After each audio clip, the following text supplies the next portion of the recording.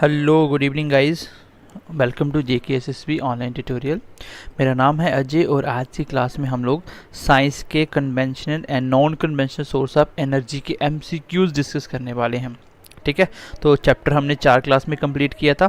तो चलिए इस क्लास में हम लोग MCQs डिस्कस करना स्टार्ट करते हैं। सबसे पहला क्वेश्चन आपकी स्क्रीन के ऊपर आ चुका है। Which one of the following is not a non conventional source of energy. तो नॉन कन्वेंशनल जो नहीं है, इट मीन्स कि वो कन्वेंशनल सोर्स ऑफ एनर्जी के बारे में पूछ रहा है। मैंने आपको बताया था नॉन कन्वेंशनल और कन्वेंशनल कौन कौन सी होती है। नॉन कन्वेंशनल वो होती है जो रिन्यूएबल होती है, और कन्वेंशनल वो होती है जो नॉन रिन्यूएबल होती है। नॉन कन्वेंशनल मतलब रिन्यूएबल, जिसको हम बार बार रिन्यू कर सकते हैं, जल्दी जल्दी बना सकते हैं, और जो कन्वेंशनल उसको हम जल्दी नहीं बना सकते। तो ये मैंने कॉन्सेप्ट भी आपको समझा दिया था। इसमें अगर आप आंसर की बात करें तो जो बायोगैस हम बना सकते हैं उसको, न्यूक्लियर एनर्जी को जल्दी जल्दी हम बना सकते हैं, इसमें बनाने में टाइम नहीं लगता है। काउडंग बन जाता है। लेकिन अगर आपको कोल बनाना है, पेट्रोलियम वगैरह, उसको बनाने में हज़ारों करोड़ों साल लग जाते हैं। इसलिए ये कौन सा है, ये कन्वेंशनल सोर्स ऑफ एनर्जी है। उसने यही पूछा था जो non conventional source of energy नहीं है। तो ये क्वेश्चन ध्यान से पढ़ा करो कि which one of the following is not पूछा कि क्या पूछा। ठीक है, इस क्वेश्चन को ध्यान से देखना होता है। चलिए क्वेश्चन नंबर 2 देखिए। एनर्जी ऑफ सोर्स क्या है सन का। सन के ऊपर इतनी एनर्जी कहाँ से आती है। तो पहली बात तो आपको ये याद रखनी है कि सन की एनर्जी तो आप तक आती है, वो किसकी वजह से आती है, वो न्यूक्लियर फ्यूज़न की वजह से आती है।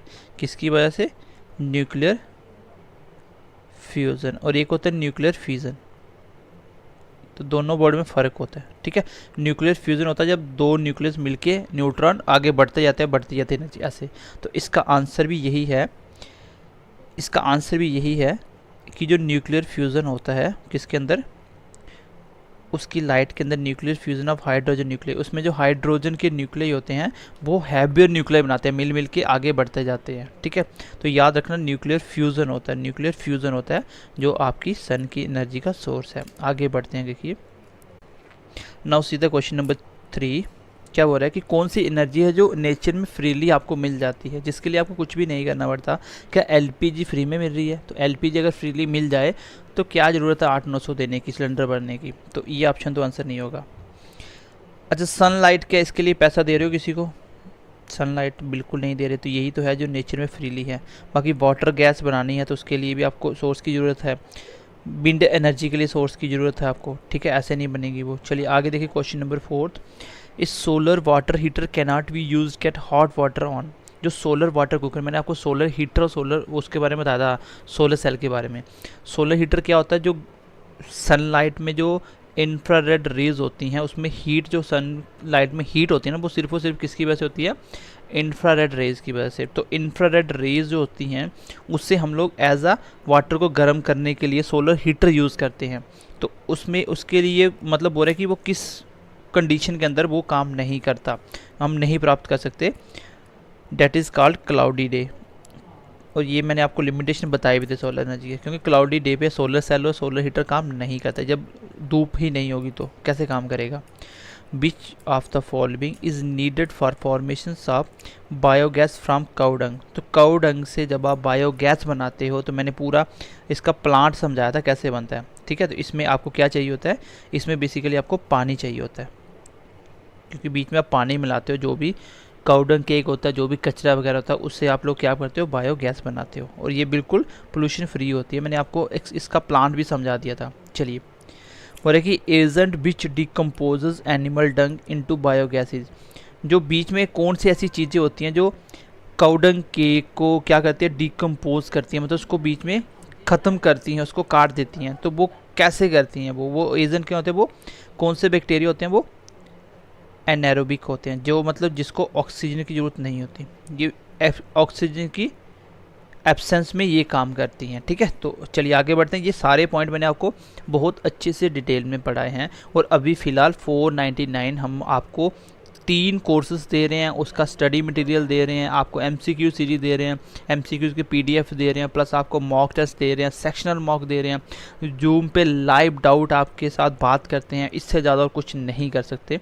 तो हम तो चाहते हैं कि जम्मू कश्मीर में हर एक बच्चा कहीं से भी पढ़ा हो, एक बार हमारे प्लेटफॉर्म पे पढ़े और उसकी जो कमी है वो पूरी हो जाए। क्योंकि हमने कंटेंट जो दिया था पहले दिन ही बोला था कि हम चैलेंज देते हैं, JNK में ऐसा कंटेंट नहीं मिलेगा। और लास्ट में जब भी बात आएगी वो कंटेंट की ही आएगी और हम अपने कंटेंट पे भरोसा करते हैं, ठीक है। वो कंटेंट ही आपको रिजल्ट देता है, कंटेंट से कभी कॉम्प्रोमाइज़ नहीं किया हमने। चलिए, kind of mirror best suited for use in solar cooker.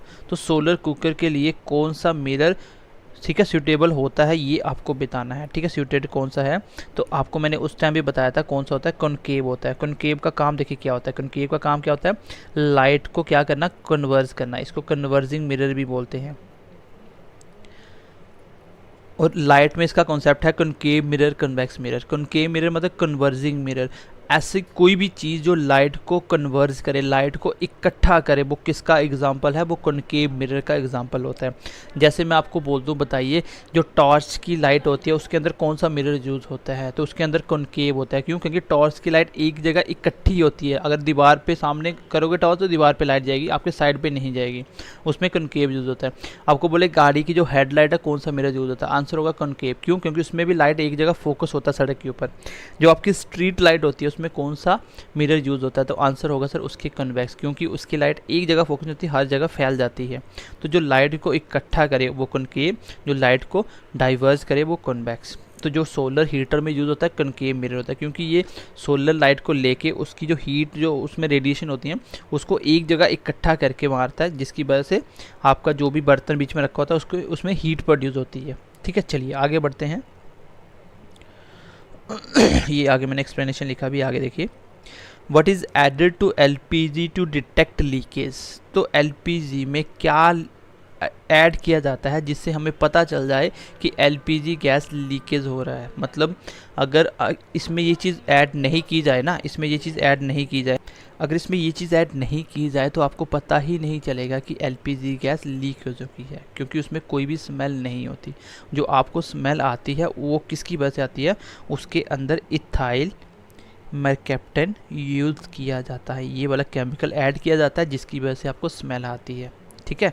बाकी LPG गैस प्योरेस्ट गैस होती है। चलिए आगे बढ़ते हैं। The main source of solar energy is तो अभी मैंने ऊपर ही आपके साथ एक्सप्लेन किया है, न्यूक्लियर फ्यूज़न, जब स्मॉलर न्यूक्लियर मिलकर लार्जेस्ट हैवियर न्यूक्लियर बनाते हैं। चलिए आगे देखते हैं।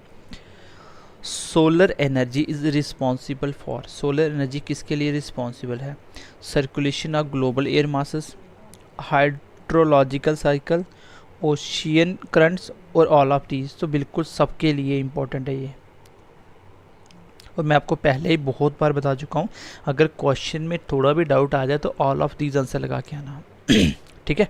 90% आंसर ऑल ऑफ दीज होता है। In what form is solar energy is radiated from the सन।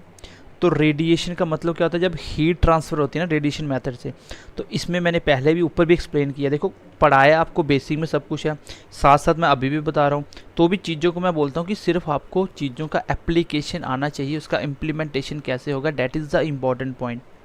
आपने क्या पढ़ा उसमें से आप कितनी चीज़ों को इम्प्लीमेंट कर पा रहे हो, डैट इज़ द पॉइंट।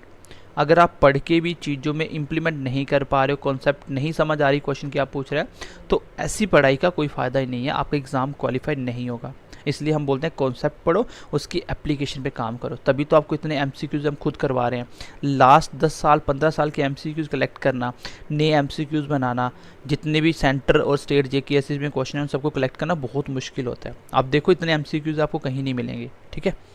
चलिए, इसमें मैंने बता भी दिया था जो हीट की वजह से होता है वो क्या होता है, सन में इंफ्रारेड रेडिएशन होती है, इसका आंसर भी यही है, ठीक है। चलिए, the direct solar energy is use for. तो डायरेक्ट सोलर एनर्जी किसके लिए यूज़ की जाती है, सोलर वाटर हीटर के लिए, सोलर ड्राइंग के लिए, solar distillation, all of the above. तो इसका आंसर भी आपको पता ऑल ऑफ अबव ही होगा, क्योंकि सबके लिए यूज़ होता है।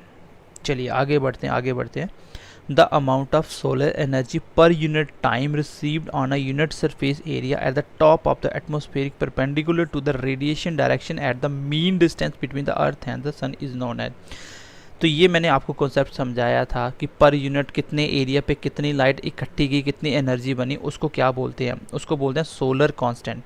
ये एक सोलर कांस्टेंट है, जो आपको फिक्स हो जाता है कि इतनी एनर्जी हर इतने एरिया में इतने टाइम में प्रोड्यूस होगी, इसको बोलते हैं सोलर कांस्टेंट।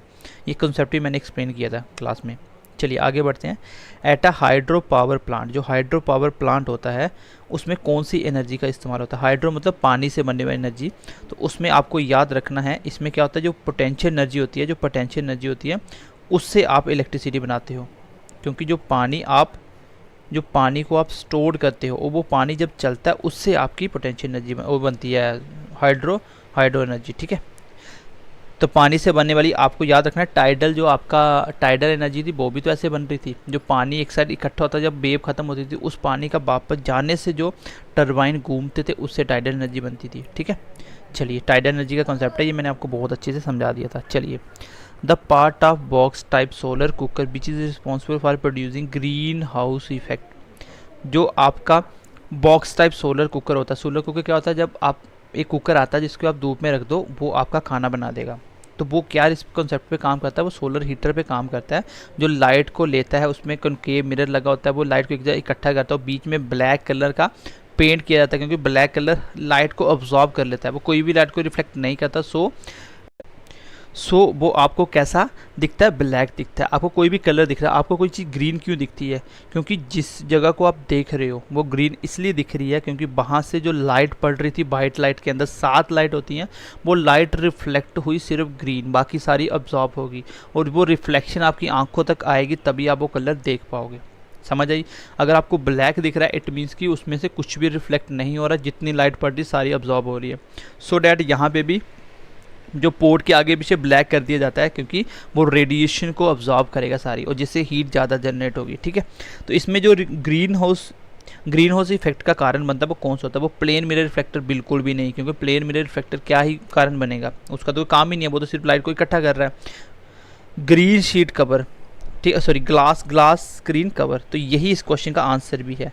जो ग्लास स्क्रीन कवर होती है, जो ग्लास का शीट कवर होता है वही इसका कारण होता है। ठीक है, चलिए, बाकी अंदर काला कर दिया इससे कोई फ़र्क नहीं पड़ता। ठीक है, चलिए, कॉमन सेंस से कुछ क्वेश्चन हो जाते हैं, कंडीशन है कि आपको कॉन्सेप्ट पता होना चाहिए। सोलर सेल किसका बना होता है? तो मैंने पूरा बताया था ना, उसका स्ट्रक्चर बताया था कैसे बना होता है। तो वो बेसिकली सेमीकंडक्टर का बना होता है, और सेमीकंडक्टर भी इसमें कौन कौन से होते हैं? एक सिलिकॉन होता है और एक जर्मेनियम। सिलिकॉन और जर्मेनियम, ये 2 सेमीकंडक्टर नाम याद रखना, यही एग्जांपल पूछी जाती है। ठीक है, कैसे इलेक्ट्रिसिटी बनती है मैंने बताया था आपको। चलिए गाइस, क्वेश्चन नंबर 17 देखिए। The radiation present in sunlight which make a solar cooker work hard. तो कौन सी रेडिएशन होती है? अभी मैंने ऊपर डिस्कस करा आपके साथ, कौन सी होती है? Infrared rays. चलिए क्वेश्चन नंबर 18 देखिए। The base material use to magnified solar cell are. तो बेस मटेरियल कौन सा होता है? अभी ऊपर मैंने डिस्कस करा, देखो सिलिकॉन आपको अभी बताया सेमीकंडक्टर यूज होता है, जर्मेनियम मैंने आपको बता दिया, और अब 1-2 ऑप्शन बच गया, 2 तो आपको पता थे, अब तीसरा नहीं पता, तो आंसर क्या आ जाएगा? All of the above. ठीक है, कैडमियम सल्फेट भी होता है। चलिए आगे बढ़ते हैं। जो टिपिकल सोलर सेल होता है, एक सेल जो होता है, क्योंकि आपका सोलर सेल अलग अलग सेल से मिलकर सोलर पैनल बनता है, तो एक सेल कितनी वोल्टेज प्रोड्यूस करता है? तो आंसर होगा 0.5 वोल्ट टू 0.7 वोल्ट। ठीक है, अगर आपने मेरी थ्योरी पढ़ी है तो भी आपके 90% क्वेश्चन हो जाएंगे, प्लस अगर MCQ भी करते हो तो आपको कुछ भी करने की ज़रूरत नहीं पड़ेगी एक्स्ट्रा, 10 नंबर के लिए मोर देन सफिशिएंट है ये आपका। ठीक है, साइंस की क्लास में। चलिए आगे बढ़ते हैं। विच of the following is not thermal application of solar energy. इसमें कौन सी थर्मल एप्लीकेशन है? थर्मल क्या होता है? जिससे थर्मल का मतलब मैंने बताया था आपको, थर्मल का मतलब क्या होता है? थर्मल का मतलब होता है हीट, और फोटो इलेक्ट्रिक वोल्ट किसके लिए होता है? वो सोलर सेल के, जिससे आप इलेक्ट्रिसिटी बनाते हो, और ये थर्मल मतलब यहाँ से आप हीट प्रोड्यूस करवाते हो, हीट। तो हीट आपका सोलर कुकर इसी का एग्जाम्पल होता है, बिल्कुल सही है। उसके बाद solar distillation plus solar collector, तो ये सारे इसी एग्जांपल है। तो सोलर सेल इसका एग्जांपल नहीं है, solar cell basically solar panel इससे बनाते हैं। सोलर सेल जो फोटो इलेक्ट्रिक वोल्ट का एग्जांपल है, ये फोटो इलेक्ट्रिक वोल्ट का एग्जांपल है। चलिए आगे बढ़ते हैं, आगे बढ़ते हैं। क्वेश्चन नंबर 21 देखिएगा, इस question number 21, difference between water height at a high tide and water high at a low tide is called. इसको क्या बोलते हैं? इसको मैंने बताया था, इसको टाइडल रेज बोलते हैं। ठीक है, टाइडल क्लास में स्टार्टिंग में इसको डिस्कस कर दिया था। चलिए आगे बढ़ते हैं। टाइड्स क्यों जनरेट होती हैं, तो ये भी मैंने कॉन्सेप्ट भी समझा दिया था, क्योंकि अर्थ और मून के बीच की जो ग्रेविटेशनल फोर्स होती है उसकी वजह से। इसका आंसर भी है सी। क्या यूटिलाइज करती है टाइडल एनर्जी, मैंने आपको समझा दिया था, ठीक है, जो पानी से बनाते हैं हम लोग। Kinetic energy, potential energy, both A and B, या आपका नन ऑफ दीज। तो इसमें आंसर होगा आपका पोटेंशियल एनर्जी। क्या होता है? पोटेंशियल एनर्जी, क्योंकि पानी को स्टोर करते हैं, वो जब वापस जाता है तब आप एनर्जी बनाते हो। चलिए, the main source of petroleum is, main source of petroleum का क्या है? ठीक है, इसको मीथेन कर लेना, इसको कर लेना मीथेन, ठीक है, मीथेन, इथेन, उसके बाद है बुटेन, या नन ऑफ दीज। तो इसका आंसर है बुटेन। याद करना इसको, बहुत ही इंपॉर्टेंट है ये। क्या है? बुटेन, ठीक है। मेन सोर्स ऑफ पेट्रोलियम क्या है? बुटेन। चलिए आगे बढ़ते हैं। हाँ जी, ऑप्शन नंबर सी था। चलिए, the natural gas consist mainly of, जो नेचुरल गैस है उसमें क्या होता है? उसमें मीथेन होती है। ये क्वेश्चन इंपॉर्टेंट है, फैक्चुअल क्वेश्चन है, ठीक है।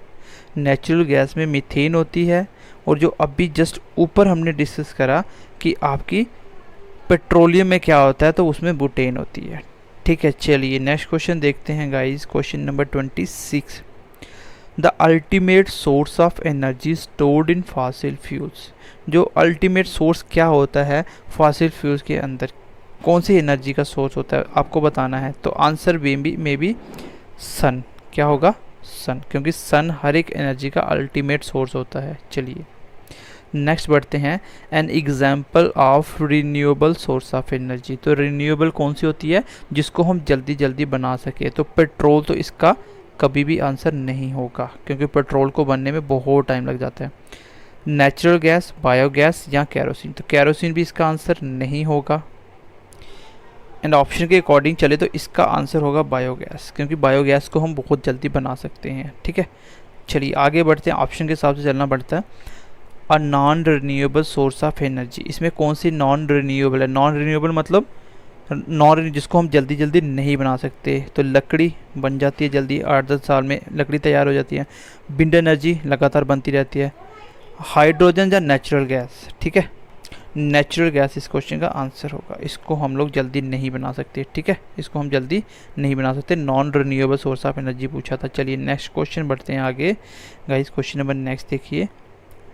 The minimum speed of wind necessary for the satisfactory working of wind generator to produce electricity, तो मैंने आपको बताया था ना कितनी स्पीड चाहिए कम से कम विंड की। तो इसका आंसर मैंने पहली ही क्लास में इसका डिस्कस किया था जब आपको विंड एनर्जी पढ़ा रहा था कि 15 किलोमीटर पर आवर्स की स्पीड कम से कम विंड की होनी चाहिए, तभी आपकी इलेक्ट्रिसिटी वो प्रोड्यूस करेगी, ठीक है। चलिए क्वेश्चन नंबर नेक्स्ट देखते हैं। Question number 30। The solar cooker does not cook food if the solar cooker is not placed in shade, the glass sheet cover of solar cooker is closed, a sunny day, none of these. तो definitely अगर आप glass sheet cover को close कर दोगे तो कैसे वो heat को जनरेट करेगा, कैसे वो हीट को कलेक्ट करके आगे आपको प्रोड्यूस करेगा। तो इसका आंसर होगा बी पार्ट, ठीक है। ये ना कॉमन सेंस के क्वेश्चन है, अगर आपको कॉन्सेप्ट पता है क्या होती है सोलर एनर्जी, क्या होती है टाइडल एनर्जी, तो आप क्वेश्चन को खुद बना सकते हो। कुछ भी इसमें कॉन्सेप्ट वाला पार्ट ही नहीं है, जो मैंने बेसिक पढ़ाया था वही मोर देन सफिशिएंट होगा। विच of the following is not an example of biomass energy source, इसमें से कौन सा बायोमास का एनर्जी सोर्स नहीं है। तो इसका आंसर देखो, लकड़ी तो चाहिए, आपको पता है जितना भी कचरा लकड़ी वगैरह हम डाल के उसमें पानी डाल के बायोमास बनाते हैं। बायोगैस बिल्कुल चाहिए, ठीक है। हाँ, एटॉमिक एनर्जी का कोई लेना देना इसमें नहीं होता, ठीक है, एटॉमिक एनर्जी का कोई भी लेना देना नहीं होता।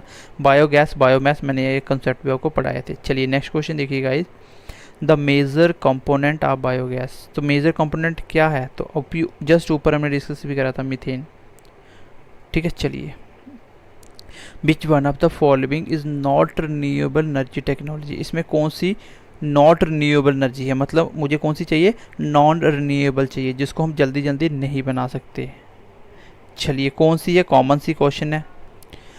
तो सोलर सेल जल्दी जल्दी बना सकते हैं, ये तो रिन्यूएबल है। विंड मिल, विंड तो चलती रहती है, बना सकते हैं।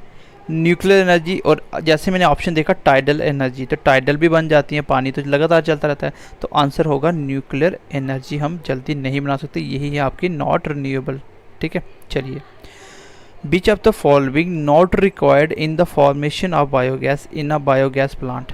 चलिए इसमें कौन सी चीज़ रिक्वायर्ड नहीं है, तो आपको भी पता है इसमें ऑक्सीजन रिक्वायर्ड नहीं होती, क्योंकि ऑक्सीजन की एब्सेंट में आपके एनारोबिक बैक्टीरिया होते हैं, ठीक है, एनारोबिक जो, ठीक है, एनारोबिक जो बैक्टीरिया होते हैं जो बिना ऑक्सीजन के डिकम्पोज करते हैं, ठीक है, तो इसका आंसर होगा ऑक्सीजन नहीं चाहिए, ठीक है।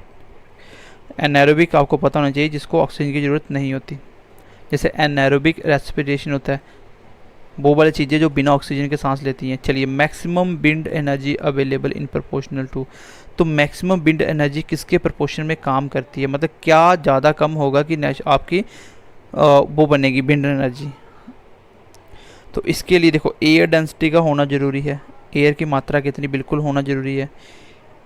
Cube of the wind velocity, तो बिल्कुल विंड वेलोसिटी का क्यूब क्या ये भी पता होना चाहिए, तो इसका आंसर भी आ जाएगा बहुत, दोनों चीज़ें होना ज़रूरी हैं, ठीक है। चलिए मैंने विंड एनर्जी भी आपको अच्छे से पढ़ा दिया था। विंड एनर्जी का ड्रॉबैक कौन सा है, इसकी कमी क्या है, देखिए कमी क्या है, अनरिलायबिलिटी एंड नॉन स्टेडीनेस, मतलब ये इस पर हम लगातार भरोसा नहीं कर सकते, ये एक जगह कांस्टेंट नहीं होती है, चेंज होती रहती है, क्योंकि विंड कम ज़्यादा चलती रहती है, इसलिए ये एक जगह कांस्टेंट नहीं होती।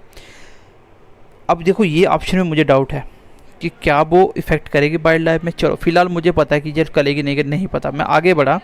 नेक्स्ट मैंने देखा कि आउटपुट जो है, आउटपुट है, तो इस ऑप्शन को मैंने जैसे ही देखा, output voltage and frequency fluctuation, मैंने बताया था ना ये फ्लक्चुएशन करता रहता है, क्योंकि हवा कम ज़्यादा होने से कम ज़्यादा वोल्टेज देता है। तो दो ऑप्शन तो मेरे सही हो गए, तीसरा मुझे नहीं पता था, तो भी मेरा आंसर कितना आ गया, ऑल ऑफ द अबव मेरा आंसर आ गया, क्योंकि दो ऑप्शन का कोई ऑप्शन नहीं था, ठीक है। चलिए which type of generator is employed in the wind power plant, तो आपको पता है कि जो आपके टरबाइन घूमती हैं, तो टरबाइन के अंदर पीछे क्या कनेक्ट किया जाता है, जनरेटर, जिसके घूमने से इलेक्ट्रिसिटी प्रोड्यूस होती है, तो उसको बोलते हैं इंडक्शन जनरेटर। आपकी इलेक्ट्रिसिटी किससे प्रोड्यूस होती है, इंडक्शन जनरेटर से। चलिए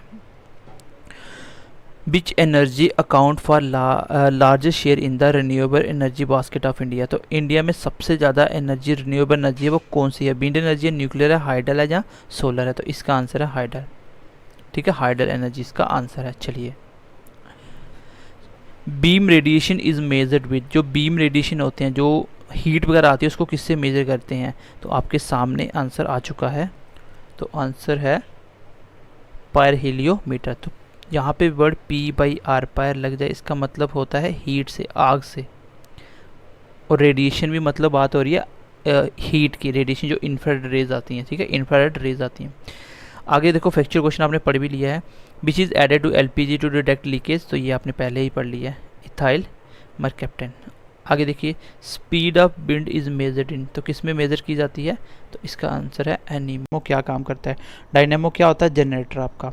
देखो आपको कोई भी एनर्जी कन्वर्जन पूछे तो आपको कुछ नहीं करना, बस सोचना है कॉमन सेंस लगा के कि वो चीज़ होती क्या और वो क्या लेती है क्या देती है, कॉमन सी बात है।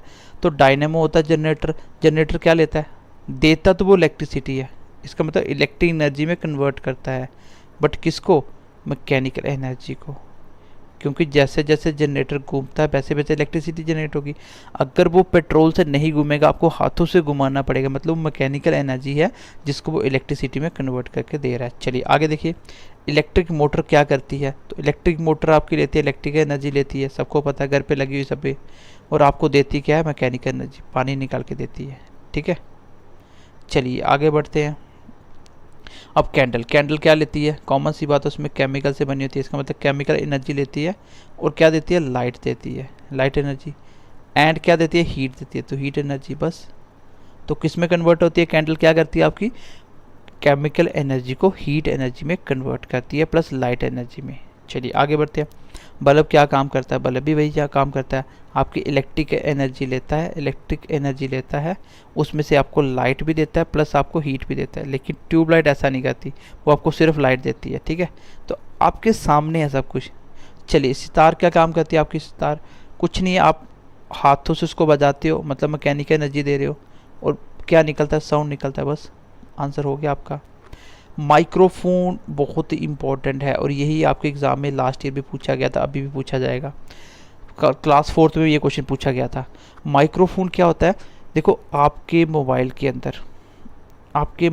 अंदर नीचे छोटा सा छेद बना होगा, वहाँ पे अंदर क्या लगाया जाता है, माइक लगाया जाता है, माइक। अब वो जब आप बोलते हो यहाँ से आपकी साउंड जाती है और ये माइक इस साउंड को लेता है, इसका मतलब साउंड एनर्जी को लेता है, उसके इलेक्ट्रिकल सिग्नल बनाता है जो हवा में फैल जाते हैं, जिसकी वजह से अगले वाले फ़ोन के पास वो इलेक्ट्रिकल सिग्नल पहुँचते हैं। इसका मतलब साउंड एनर्जी को इलेक्ट्रिक एनर्जी में कन्वर्ट करता है।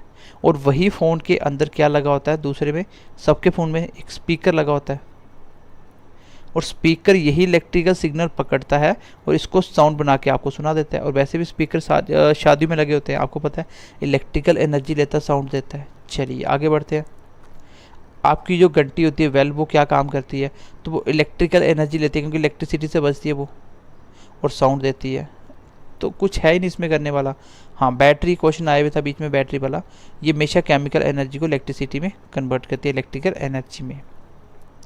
ट्यूबलाइट देखिए हीट नहीं देती है बस, बाकी इलेक्ट्रिकल एनर्जी देती है, बल्ब की तरह हीट नहीं देती है, ठीक है। सोलर सेल क्या करता है, सोलर एनर्जी को इलेक्ट्रिसिटी में कन्वर्ट करता है। चलिए इसके बाद आगे आपके इंपॉर्टेंट क्वेश्चन।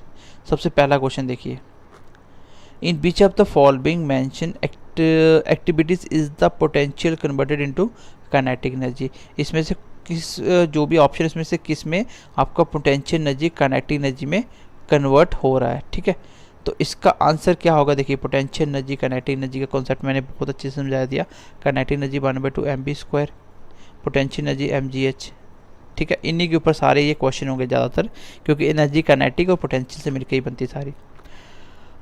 अब पोटेंशियल एनर्जी कौन सी है जो काइनेटिक में कन्वर्ट हो रही है। पोटेंशियल मतलब जो पोजीशन और कॉन्फ़िगरेशन की वजह से है, पोजीशन की वजह से, और ये होता है जब आपकी मोशन की वजह से आती है। अब आपको कोई ऐसी चीज़ ढूंढनी है जिसमें पोजीशन चेंज हो रही है, और वो उस पोजीशन की वजह से वापस आती है, तो मोशन होता है ना, मोशन से काइनेटिक एनर्जी बनती है। तो ऑप्शन देख लीजिए, explosion of a fire cracker, बिल्कुल भी नहीं, ठीक है, इसमें ऐसा कुछ नहीं होता, इसमें आपको बिल्कुल भी काइनेटिक एनर्जी नहीं मिलती, ठीक है। The switching on a torch, बिल्कुल भी नहीं, the switching off a torch. तो बेसिकली ये आपका ऑप्शन आंसर है। स्विंगिंग ऑफ अ पेंडुलम, जो आपका पेंडुलम होता है, सबने देखा होगा, जब ये ऊपर जाता है, ये हाइट ली वापस आता है, तो काइनेटिक एनर्जी प्रोड्यूस होती है, ऊपर जाता है हाइट ली वापस आता है काइनेटिक एनर्जी। तो इसकी जो पोटेंशियल एनर्जी है वो काइनेटिक एनर्जी में कन्वर्ट हो रही है, ठीक है। ठीक है, तो इसका आंसर हो जाएगा स्विंगिंग ऑफ पेंडुलम, ठीक है। चलिए, N object having a mass m moving with the velocity b possess a kinetic energy k if the velocity is doubled is kinetic energy will be। तो मैंने आपको इसको बहुत अच्छे से बहुत सारे क्वेश्चन करवाए थे। कुछ नहीं करना, काइनेटिक एनर्जी पे क्या इफेक्ट आएगा, जो भी फॉर्मूले में एक्स्ट्रा पार्ट आएगा वही उसका आंसर होगा। आप फॉर्मूला लिखिए, पूरे किसी भी फॉर्मूले में कुछ भी चेंज करें, आंसर ऐसे ही निकालना होता है, बस फॉर्मूला पता होना चाहिए। 1/2 m कैमरा, उसने बोला वेलोसिटी को डबल करो, तो वेलोसिटी को 2b बना दो, और 2b का स्क्वायर मैं जैसे ही ओपन करूँगा तो ये एक्स्ट्रा 4 आ जाएगा, और वेलोसिटी का ये बाकी सेम रहा, एक्स्ट्रा क्या है 4, तो आंसर हो जाएगा 4 टाइम्स, आंसर हो जाएगा 4 टाइम्स, ऑप्शन नंबर डी। तो ये करवाने की जरूरत है नहीं, मैंने बहुत सारे क्वेश्चन ऐसे करवाए थे आपको। चलिए, जो मैकेनिकल एनर्जी होती है वो किसका कॉम्बिनेशन होता है, काइनेटिक और पोटेंशियल एनर्जी का, काइनेटिक और पोटेंशियल एनर्जी का। अगला क्वेश्चन देखिए, अगर आपका 20 kg मास है, उसकी हाइट है 8 मीटर की अबव द ग्राउंड, तो पोटेंशियल एनर्जी कितनी होगी। तो पोटेंशियल एनर्जी होती है आपकी mgh, मास कितना 20 kg, बिल्कुल ऐसा यूनिट में लेना, किलोग्राम ही होता है मास का। ग्रेविटी कितनी होती है 9.8 मीटर पर सेकेंड, हाइट कितनी है 8 मीटर ही होता है ऐसा यूनिट के हिसाब से। तो आंसर कितना आ गया, इसको फिलहाल लगभग 10 मान लो, 10 × 8 कितना होगा, 80 × 2 1600, मतलब 1600 से थोड़ी सी कम, और आएगा वो किस में, यूल में, क्योंकि एनर्जी किस में होती है, यूल में होती है। तो ऑप्शन देखिए, वैसे भी ऑप्शन आंसर आ गया था यूल को देख के, ये गलत हो गया, ये गलत, सारे गलत, ये आंसर आ गया, ऑप्शन नंबर ए इस क्वेश्चन का आंसर होगा। चलिए नेक्स्ट क्वेश्चन देखिए, an object having the capability to do work is said to possess, काम करने की क्षमता को क्या बोलते हैं। तो सब सीधी सी बात है, डेफिनेशन पूछी है एनर्जी की आपको। चलिए आगे देखिए,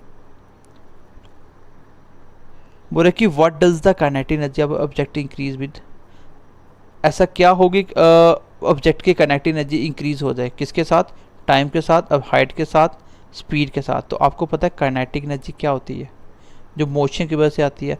तो इसमें से मोशन कम हो रहा है, फ्रिक्शन की वजह से मौसम आपका मोशन कम हो जाएगा। टाइम से कोई लेना देना नहीं है, हाइट से कोई लेना देना, स्पीड इसका आंसर हो जाएगा, क्योंकि जैसे जैसे स्पीड बढ़ेगी तो आपको पता मोशन भी बढ़ेगा, मोशन बढ़ेगा तो काइनेटिक एनर्जी बढ़ जाएगी। ये मैंने बहुत अच्छे से बहुत डिटेल में आपको ये पढ़ाई थी सारी बातें, ठीक है। इसलिए मैं आपको बोलता हूँ कि हमेशा कोई भी चीज़ पढ़ो तो डिटेल में पढ़ो, उसको बार बार नहीं पढ़ना पड़े, ठीक है। और इतनी भी डिटेल में मत पढ़ दो कि वो क्वेश्चन, एक क्वेश्चन के चक्कर में आप लोग उसको 10 लेक्चर बना दो, ठीक है। A light and a heavy body have equal kinetic energy. बोला कि लाइट की और कोई भारी बॉडी, उसका इक्वल काइनेटिक एनर्जी है। इसका मतलब मोशन दोनों में चेंज सेम है। बोला कि विच हैज़ ग्रेटर मोमेंटम, तो मोमेंटम ज़्यादा किसका होगा, तो वो मोमेंटम होता है मास इंटू वेलोसिटी। जब काइनेटिक एनर्जी सेम है इसका मतलब ये सेम है, तो मास की वजह से होगा। और मास की वजह से होता क्या है, देखिए बहुत हैव इक्वल मोमेंटम बिल्कुल नहीं होगा। हैवी बॉडी का हाँ बिल्कुल आंसर यही होगा कि जो हैवी बॉडी है उसका मोमेंटम ज़्यादा होगा, क्योंकि हैवी बॉडी में मास ज़्यादा होगा, लाइट का मास होता ही नहीं है। और मोमेंटम क्या होता है, मास इनटू वेलोसिटी, तो मास की वजह से आंसर भी इसका ए पार्ट आ जाएगा।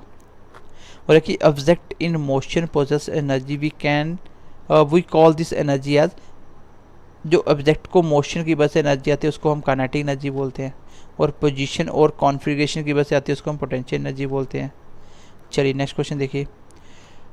बोला कि अ फॉलिंग कोकोनट, एक कोकोनट का गिरना, ए स्पीडिंग कार, एक स्पीड कार का, rolling stone continue, a flying aircraft, flowing water etcetera process क्या होता है। ये सारे के सारे आप देख रहे हो सब की सब कैसे है, ये मोशन में है सारे, किसमें है, मोशन में। तो इसका आंसर क्या होना चाहिए, इसका आंसर भी काइनेटिक एनर्जी होना चाहिए। चलिए काइनेटिक इस क्वेश्चन का आंसर था। देखो क्वेश्चन को ध्यान से पढ़ो, आंसर आ जाता है। The energy transfer to an object is stored as, एक एनर्जी को ट्रांसफर किए गया एक ऑब्जेक्ट में, उसको स्टोर्ड कैसे करे, एज आ काइनेटिक की potential if it is not used to cause a change in the velocity or speed of the object। भाई अगर वेलोसिटी पे फ़र्क नहीं पड़ा, स्पीड पे कोई फ़र्क नहीं पड़ा, तो इट मीन्स इसका मतलब क्या है, अगर वेलोसिटी पे फ़र्क नहीं पड़ा इसका मतलब काइनेटिक एनर्जी पे तो कोई फ़र्क ही नहीं पड़ा, है ना। तो अगर काइनेटिक एनर्जी मोशन हो ही नहीं रहा उसकी वजह से ऐसा स्टोर करने से, तो वो कौन सी एनर्जी हो जाएगी, वो डेफिनेटली कौन सी हो जाएगी, वो पोटेंशियल हो जाएगी। कौन सी हो जाएगी, वो पोटेंशियल एनर्जी। क्योंकि अगर तो ये इसके ऐसा होने से वेलोसिटी वगैरह चेंज हो जाती है ऑब्जेक्ट की, तो वो काइनेटिक एनर्जी आ जाती, जिसमें मोशन ही नहीं है तो वो कौन सी होगी, पोटेंशियल एनर्जी होगी। इसके कॉन्सेप्ट मैंने आपको क्लास में समझाए थे। बोले कि आपने एनर्जी ट्रांसफर की कब, जब आपने एक रबड़ को स्ट्रेच किया, रबड़ को खींचा एक बैंड को, तो अगर खींचने के बाद छोड़ोगे तो वापस जाएगी, इसका मतलब उसके अंदर कौन सी एनर्जी आ गई, पोटेंशियल एनर्जी। उसके अंदर कौन सी एनर्जी आ गई, पोटेंशियल एनर्जी, ठीक है। चलिए the sum of kinetic and potential energy, उसको मैकेनिकल एनर्जी बोलते हैं। और पहले क्वेश्चन आया भी था कि मैकेनिकल एनर्जी होता है सम ऑफ काइनेटिक, और आगे पोटेंशियल पूछ लिया था। इस बार काइनेटिक पोटेंशियल दे दिया आपको, मैकेनिकल पूछ लिया। चलिए we find that during the free fall of an object, कोई ऑब्जेक्ट फ्री फॉल कर रहा है, उसमें कोई भी मतलब ग्रेविटी कुछ नहीं है। The decrease in potential energy, अगर पोटेंशियल एनर्जी डिक्रीज होगा एट एनी पॉइंट इन इस path appear as an equal amount of increase in, तो उतनी ही इंक्रीज हो जाएगी आपकी काइनेटिक एनर्जी। कोई चीज़ आ रही है हाइट पे तो पोटेंशियल एनर्जी थी, जैसे नीचे आ रही है तो मोशन हो रहा है, काइनेटिक एनर्जी है।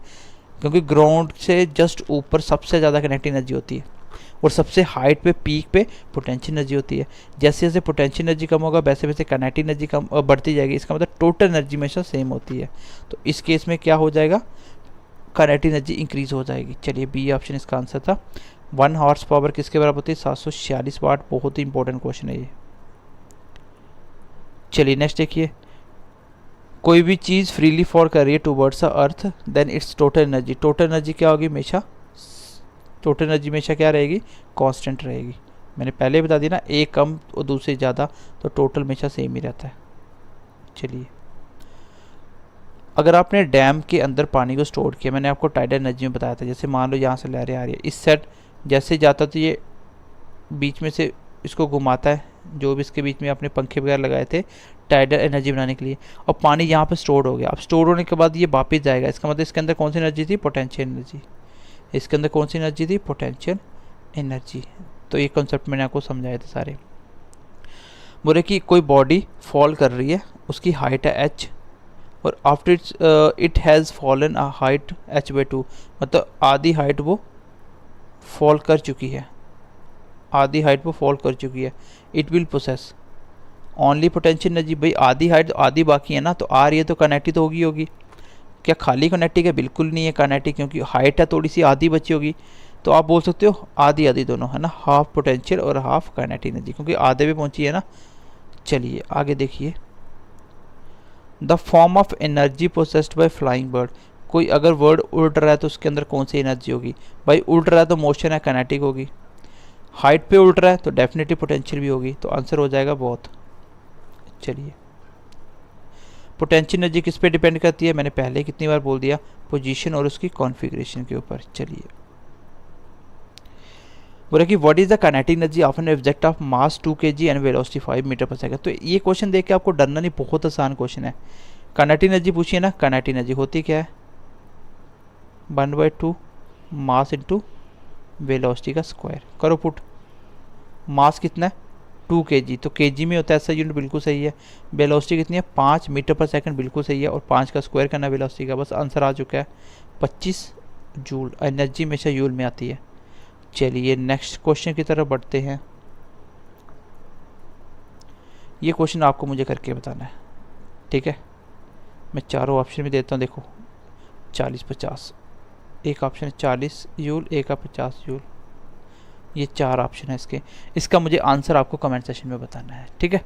ये कुछ क्वेश्चन थे जो मैंने एनर्जी कन्वर्जन के बाद आपको कॉन्सेप्ट समझाने के बाद ये क्वेश्चन करवा दिए, और मुझे नहीं लगता कि एनर्जी में इससे ज़्यादा क्वेश्चन बन सकते हैं, ठीक है।